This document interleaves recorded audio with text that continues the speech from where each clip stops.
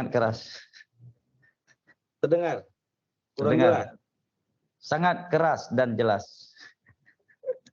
Oh begitu, alhamdulillah. Kalau sudah terdengar jelas. Baru selesai salat Isya di sini ya. Afwan. Alhamdulillah.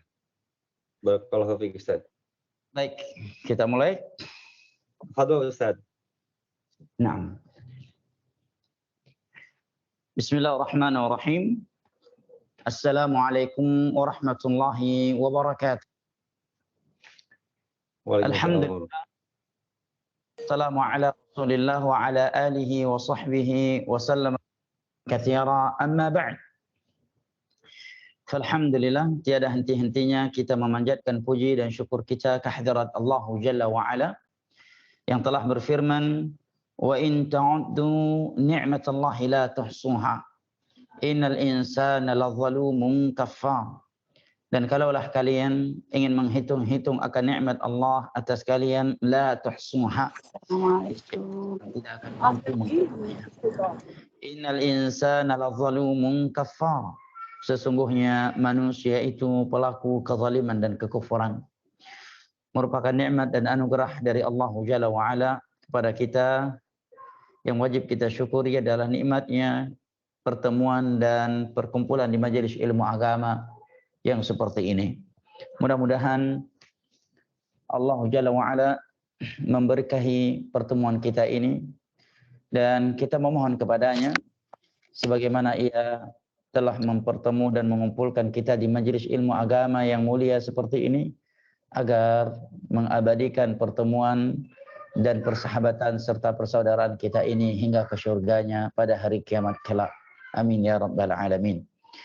Insyaallah antum semua sehat ya. Barakallahu fikum.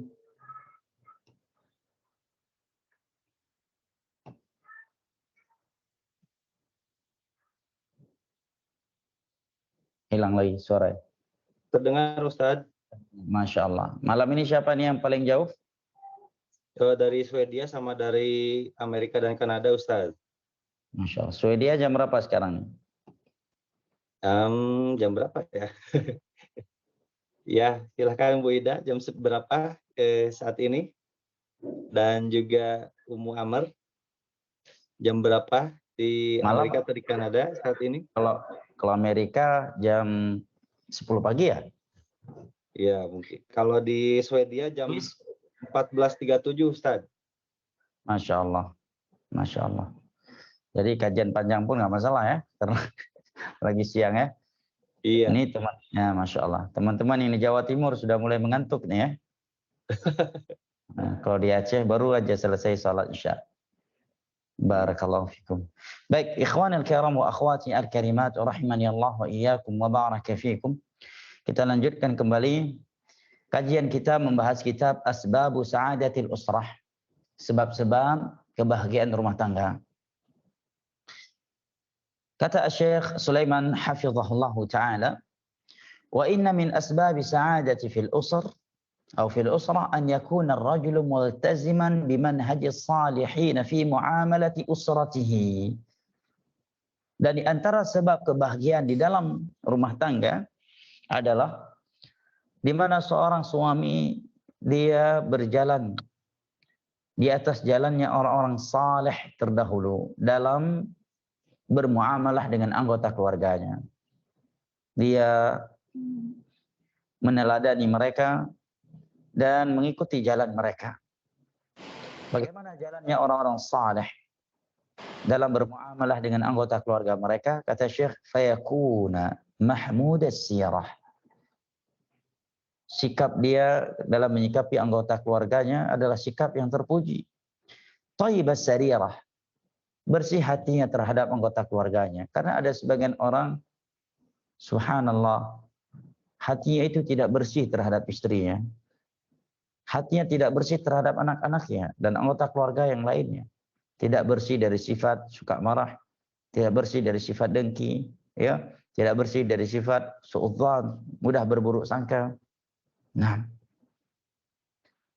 sahlan rafiqan bi zaujatihi wa auladihi rahiman bihim.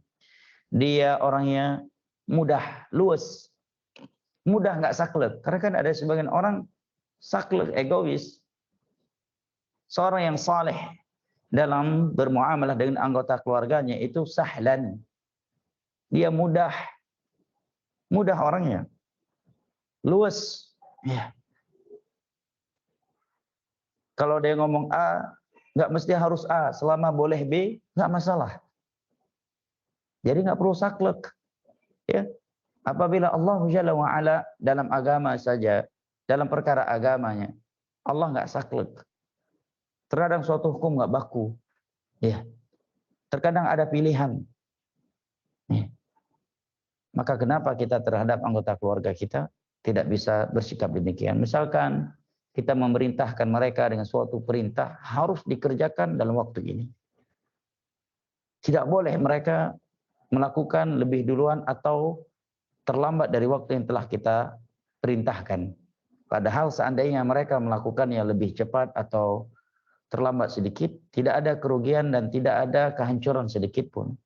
Maka selama tidak ada sesuatu yang rugi, tiada suatu kerugian yang menimpa terhadap agama dan akhirat kita, selama kita bisa bersikap luas, bersikap memudahkan, maka bermudahkanlah. Karena Nabi SAW telah berdoa kepada Allah Jalla wa'ala, Allahumma man waliya umurul muslimin, fa yassara lahum fayassir amrah. Ya Allah, barang siapa yang mengambil amanah mengurusi kaum muslimin dan anggota keluarga kita kaum muslimin, dia memudahkan urusan mereka, maka mudahkanlah urusan mereka. Dan barang siapa yang menyulitkan urusan mereka, fashquq alaihim, maka susahkan, sulitkan urusannya. Naam. Barakallahu fi, sahlan. Bersikap luas, bersikap memudahkan. Karena memang ada sebagian suami bersikap saklek. Kalau udah A, nggak boleh B. Walaupun B pun nggak masalah. Kalau sudah mengatakan B, tidak boleh A dan tidak boleh C. Walaupun seandainya anggota keluarga yang melakukan A dan C, tiada yang memudaratkan diri, agama dan akhirat mereka, kecuali hanya gengsinya dia saja. Maka seorang yang saleh dalam bermuamalah dengan anggota keluarga yang sahlan, yaitu luas, memudahkan urusan mereka. Rafiqan bi zaujatihi wa auladihi. Dia bersikap lemah lembut dengan istri dan anak-anak yang rahiman bihim, dan penyayang terhadap mereka. Karena tak sedikit dari kaum suami yang bersikap kaku, keras terhadap anak istrinya. Dengan orang lain di luar rumahnya, dia bersikap humanis. Dia bisa bersikap humoris. Dia bersikap ramah tamah. Tetapi dengan anggota keluarganya sendiri, dia tidak bisa demikian. Dia bisa pemaaf dengan orang lain, tetapi tidak bisa pemaaf dengan anggota keluarganya. Dia bersikap luas dengan orang lain, tetapi tidak bersikap luas dengan anggota keluarganya. Padahal Rasulullah Sallallahu Alaihi Wasallam bersabda, khairukum li ahli, wa ana khairukum li ahli. Orang yang terbaik dari kalian adalah yang terbaik terhadap anggota keluarganya, dan aku adalah orang yang terbaik terhadap anggota keluargaku. Dia jamaah yang dimuliakan Allah. Nabi, seorang Rasul, seorang Nabi, siang dan malam mengajak kepada tauhid, membahas tentang syirik. Juga beliau berjihad, beliau haji, beliau umrah, para sahabat yang ahli tauhid. Tetapi pembahasan ini Nabi memberikan perhatian yang luar biasa. Ya, la jamaah, ahli tauhid, ahli sunnati wal jamaah adalah orang yang paling lembut terhadap anggota keluarga mereka.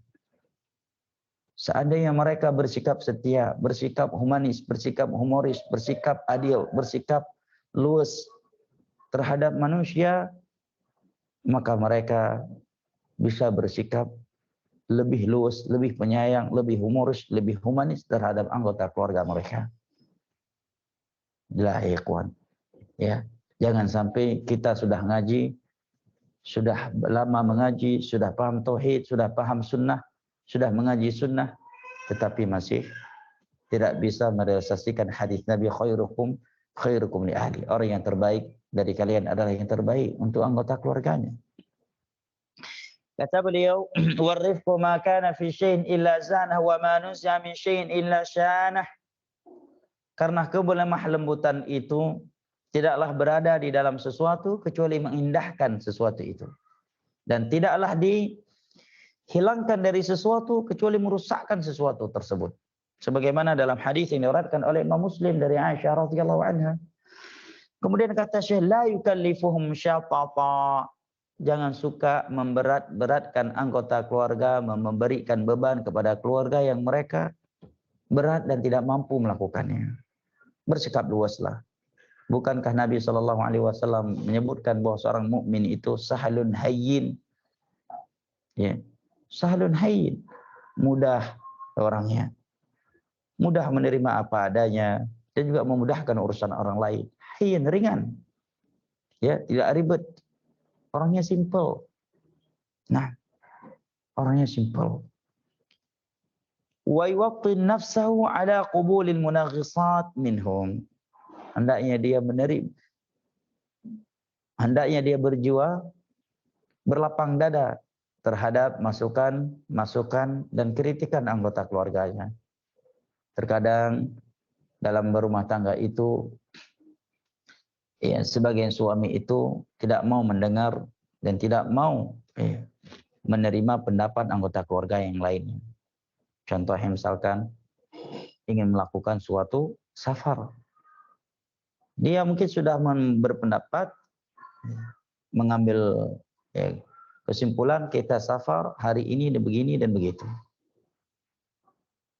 Sedangkan anggota keluarganya, istri dan anak-anaknya memberikan usulan kepada yang mungkin, bang, lebih baik kita safarnya hari ini, jangan hari itu. Yang seandainya dia mau mendengar dan merenunginya sejenak saja, maka akan terlihat untuknya bahwa yang benar adalah pendapat anak istrinya.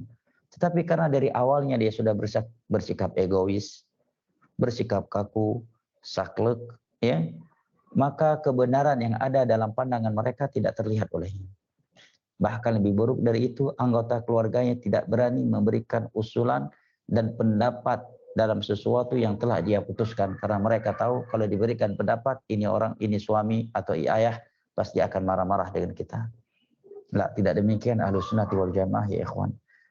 Nabi kita sendiri terkadang bermusyawarah dengan istri-istrinya. Diberikan usulan oleh Ummu Salamah ketika Nabi marah melihat para sahabatnya tidak langsung mencukur rambut mereka ketika beliau menganjurkannya. Maka Ummu Salamah memberikan pendapat, ya Rasulullah, coba antum duluan yang cukuran. Karena ketika mereka melihat engkau mencukur rambutmu, pasti mereka akan mengikutinya. Maka Nabi pun mendengarnya. Nah, demikian ya ikhwan. Ketika bangun rumah, apa salahnya kita sebagai suami, walaupun memang rumah terbangun dengan uang kita, namun nggak ada salahnya, nggak ada salahnya. Bahkan itu adalah sifatnya Nabi kita Shallallahu Alaihi Wasallam. Bermusyawarah dengan istri, bagusnya dapur letaknya di mana, kamar tidur bagusnya seperti apa bentuknya, ini orang tamu bagusnya di mana, berapa biji kita buat jendela, berapa biji kamar mandi, di mana kita letakkan taman dan sebagainya. Tidak perlu egois, ya, nggak perlu saklek. Mukmin itu sahal hayyin, mudah, simple, ringan orangnya. Apalagi terhadap anggota keluarganya. Kemudian kata Syekh, idza ra'a min imra'atin syai'an yakrahu dzakara nafsahu bimahasiniha.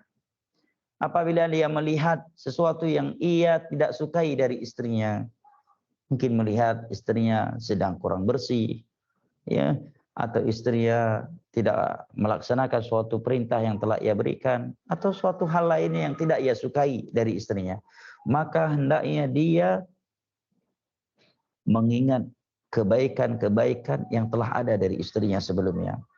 Itu solusi dari Nabi SAW agar kita tidak mudah terpancing oleh iblis dan bala tentaranya untuk membenci dan marah terhadap istri tercinta kita, yang telah berjasa kepada kita dengan sesuatu yang tidak mungkin bisa kita bayar dengan dunia beserta isinya. Mengandung anak kita selama 9 bulan. Melahirkan anak kita, mengeluarkannya dari perutnya dengan mempertaruhkan nyawanya, dengan merobek sebagian sudut anggota tubuhnya, dengan bercucuran darah. Dia mengeluarkan bayi kita dari perutnya. Nabi SAW di dalam sebuah hadis yang diriwayatkan oleh Imam Al-Bukhari dari Abu Hurairah radhiyallahu anhu bersabda, La yakrah mu'minun mu'minatan in kariha minha khuluqan radhiya minha akhar. Janganlah seorang suami itu benci, marah kepada istrinya karena sesuatu yang muncul darinya. Karena seandainya memang ia melihat sesuatu yang ia benci dari istrinya dalam sesuatu, maka hendaknya maka sungguh di sana banyak kebaikan-kebaikan istrinya apabila dia melihat dan mengingatnya, dia akan mencintainya. Naam, barakallahu fiik. Kemudian kata Syekh, wa idza ra'a zallatan min waladihi dzakara nafsu bima fi waladihi min khair. Demikian pula ketika dia melihat suatu kesalahan, suatu khilaf dari anaknya, hendaknya dia mengingatkan jiwanya terhadap kebaikan yang ada pada anaknya. Karena ada sebagian orang tua ketika anaknya jatuh ke dalam kesalahan, dia menyikapi anaknya yang jatuh ke dalam kesalahan tersebut dengan suatu sikap yang mengesankan anaknya itu tidak punya kebaikan sedikit pun. Sehingga si anak pesimis terhadap orang tuanya. Sehingga hilang kepercayaan di dalam hati seorang anak kepada orang tuanya. Bahkan sebagian mereka ada yang melarikan diri dari rumahnya. Sebagian mereka yang sudah mulai cuek terhadap orang tuanya. Bersikap pendiam. Nah, bahkan sebagian mereka tidak mau banyak berinteraksi dan bertemu dengan orang tuanya. Karena melihat orang tua yang seperti itu. Fala yashqa fi usratihi wa la yashqi usratahu. Jangan dia membuat anggota keluarganya tersiksa, tidak bahagia, tertekan hidupnya. Nah, dan jangan pula dia menjadi tersiksa di tengah-tengah anggota keluarganya. Ya'lam anna al-mar'ata dha'ifah. Ini nasihat yang sangat indah buat kita semua kaum suami ya ikhwan. Kaum suami. Karena memang tidak dipungkiri seringnya yang melakukan kekerasan, yang bersikap egois itu adalah kita kaum suami, bukan kaum wanita.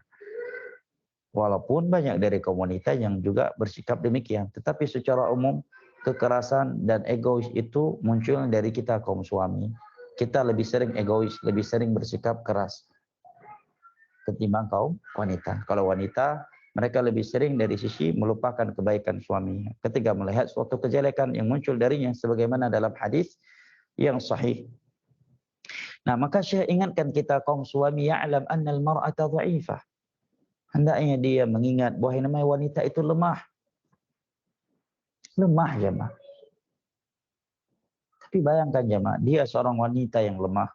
Dia mengandung anak kita 9 bulan lamanya di dalam perutnya. Dengan berbagai kelelahan, kesusah payahan yang dia rasakan saat itu. Setelah itu dia mengeluarkannya dari perutnya, dari rahimnya, dengan mempertaruhkan nyawanya. Harus membelah sebagian sudut tubuhnya. Setelah itu harus menyusuinya. 2 tahun kurang lebih lamanya. Dia juga mencuci pakaian kita, mengepel rumah, memasak, ya, memberikan nafkah batin buat kita. Bahkan terkadang sambil masak dia harus menggendong anaknya, sambil nyuci harus menggendong anak-anak kita, sambil ngepel harus menggendong anak-anak kita. Subhanallah. Kemudian ketika dia jatuh ke dalam suatu kesalahan, suatu kekeliruan, atau mungkin dia telat mandi pas kita pulang safar, dia rambutnya dalam keadaan terurai, tidak bersih, tidak rapi.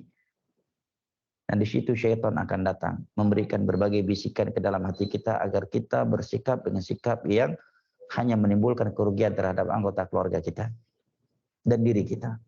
Maka solusi dari Nabi yang pertama, ketika engkau melihat kesalahan darinya yang engkau benci, maka kamu berusaha mengingat kebaikan-kebaikan yang telah dia lakukan kepadamu.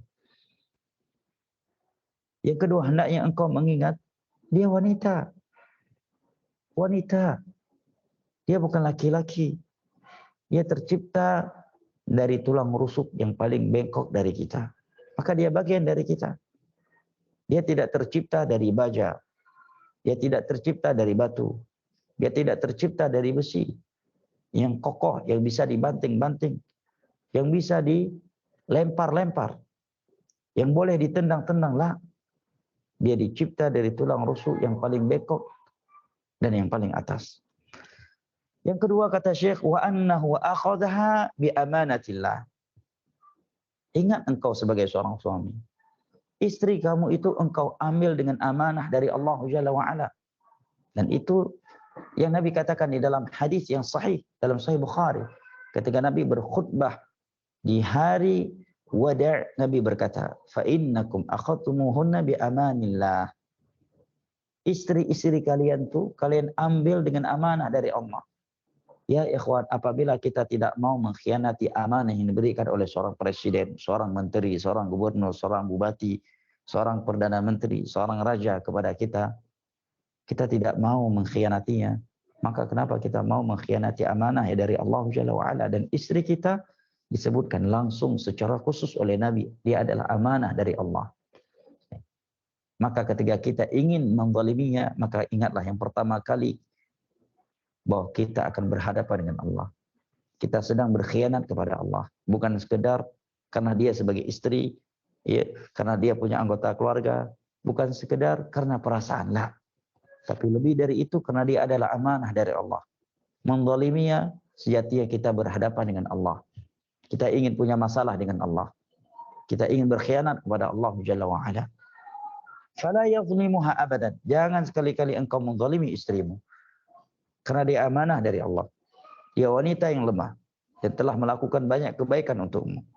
Yasturu 'alal mar'ah la yunshuru asraraha. Hendaknya engkau menjaga rahasianya, menyimpan kejelekan-kejelekannya, la yunshuru asraraha. Jangan engkau sebarluaskan. Kan ada sebagian suami, sebagaimana juga ada sebagian istri yang suka mengumbar aib pasangannya. Bahkan sebagian mereka, a'yadzan billah, mau menyampaikan kekurangan pasangannya yang berkaitan dengan ranjang. Dan itu sesuatu yang biasa di sebagai lingkungan orang awam.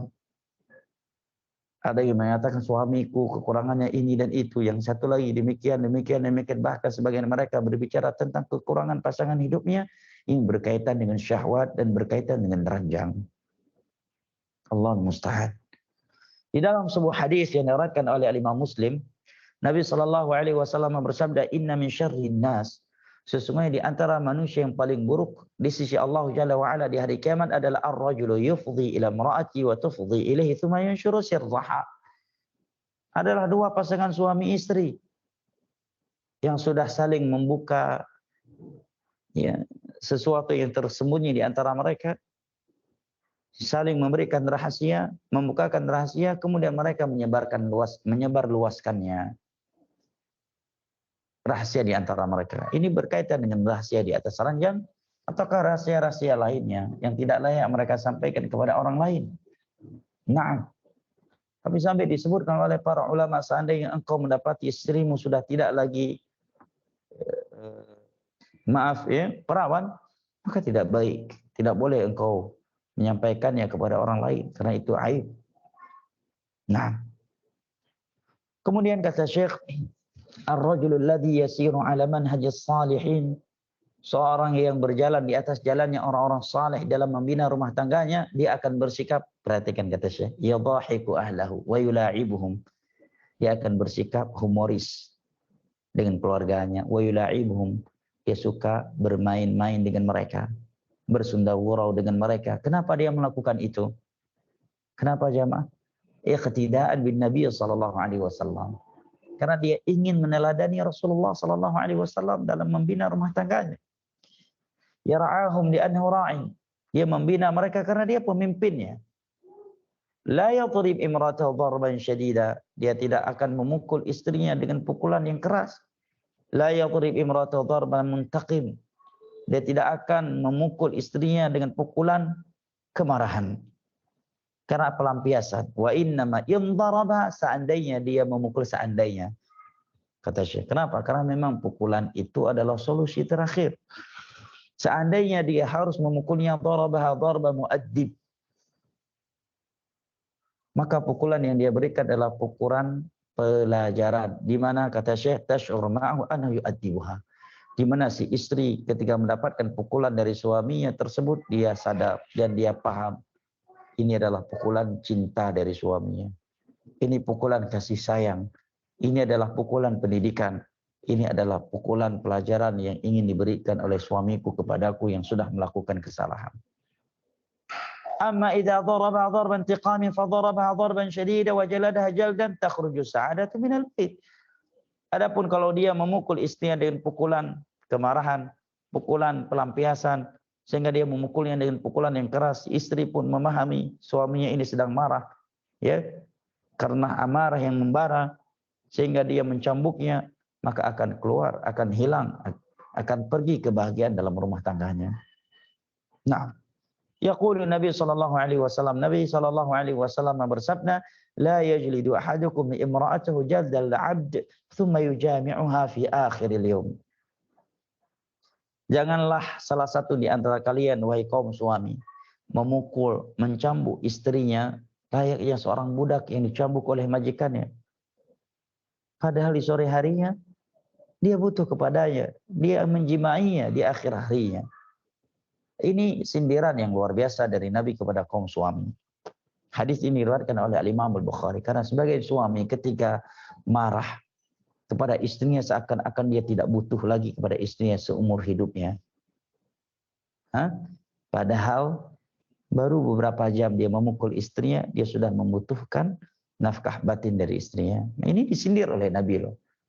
Sampai-sampai Nabi mau berbahasa demikian, karena memang ada sebagian suami yang seperti itu, agar mereka sadar. Lihat, bahasa dari Nabi ini bahasa yang mestinya kita punya sifat malu, keluar sifat malu kita. Karena memang malu itu adalah sifat yang Allah puji. Apa kata Nabi? Sebagian suami memukul, memarahi, mencambuk istrinya layaknya seorang budak yang sedang dicambuk oleh majikannya. Sumayu jami'uha fi akhiril lail, fi akhiril yaum. Kemudian setelah dia marah-marah, setelah mencambuk, setelah memukul istri, di sore hari dia melakukan hubungan badan dengan istrinya. Membutuhkan istrinya juga yang masakin. Makan siang istrinya juga yang masakkan. Makanan malam istrinya juga yang mencuci baju dia. Butuh juga dia kepada istrinya untuk kebutuhan batinnya, nafkah batinnya. Maka kata Syekh, ya, kalau seorang istri berada di dalam kekerasan yang seperti ini, dhaqat nafsuha, akan sempit dunia ini untuknya. Dia tidak akan bahagia dengan suaminya tersebut. Karena seorang wanita, sekaya apapun dia, semewah apapun fasilitas dalam rumah tangganya, dan sebanyak apapun teman-teman di luar rumahnya, kalau suaminya tidak baik untuk suami yang nggak setia, suaminya pemarah, zalim, keras, dia akan menjadi seorang wanita yang tersiksa hidupnya. Beda halnya dengan seorang suami. Suami terkadang walaupun istrinya sedang marah-marah di rumah, dia masih bisa lebih bahagia, bisa lebih tenang. Dia karena kawan-kawan di luar atau fasilitas atau aktivitas lainnya. Berbeda dengan seorang istri yang mendapatkan suami yang kejam, suami yang keras, suami yang zalim. Dia akan benar-benar tersiksa. Melebihi ketersiksaan seorang suami yang mendapatkan istrinya yang keras, yang suka cerewet. Na'am, barakallahu fiik. Kemudian kata Syekh, ar-rajulu alladhi yasiru ala manhaj as-salihin fi baiti yu'ti al-mar'ata haqqaha. Seorang suami yang saleh itu menunaikan hak istrinya. Mahar yang telah dia janjikan, dia berikan secara sempurna, tidak dia ambil, tidak dia rampas, ya. Wala yashtimuha wala yuqabbihuha, dia tidak mencela, tidak pula menjelek-jelekkannya. Ada loh sebagian suami yang punya sifat menjelek-jelekkan istrinya. Bahkan saya mengetahui beberapa suami yang punya sifat iri terhadap istrinya. Iri dia, dengki. Karena istrinya lebih bagus karirnya daripada dia di dalam PNS. A'iyadzubillah.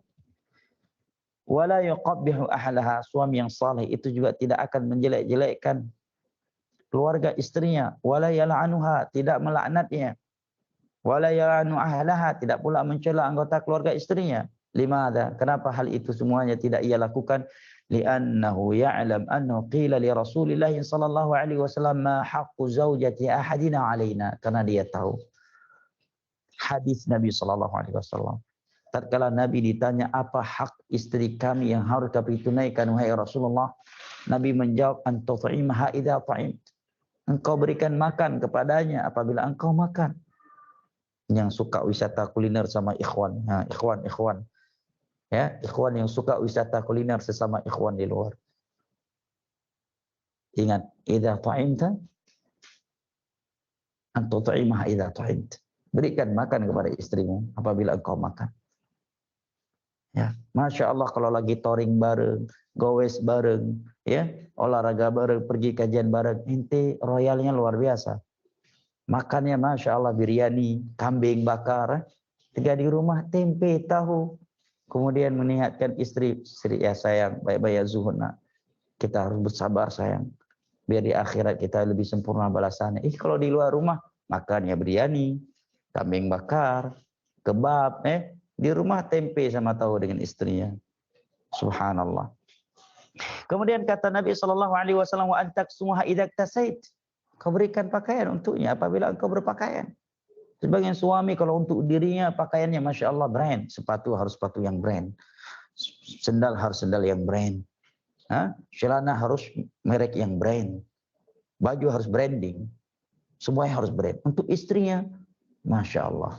Mau dia keliling seluruh sudut Tanah Abang agar mendapatkan harga yang paling murah dengan kualitas yang paling jelek.